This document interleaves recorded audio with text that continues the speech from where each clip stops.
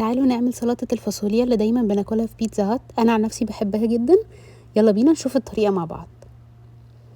هنحط ربع كوباية من الخل وعليهم 3 معالق كبار من الزيت النباتي،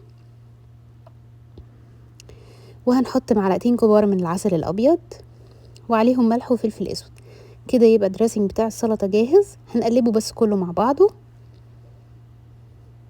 وبعد كده هنضيف شرايح من البصل،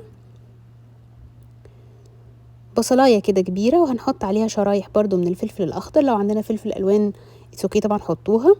وبعد كده هنحط الفاصوليا المسلوقه، هنسلقها في ميه بسكر لمده 5 دقايق بس، ونحطها وهي سخنه. وبعد كده نحط عليها علبه من الفاصوليا الحمراء وعلبه برضو من الفاصوليا البيضاء، وبس. هتتقلب بقى وتدخل التلاجة ساعه او ساعتين قبل التقديم. جربوها وان شاء الله تعجبكم.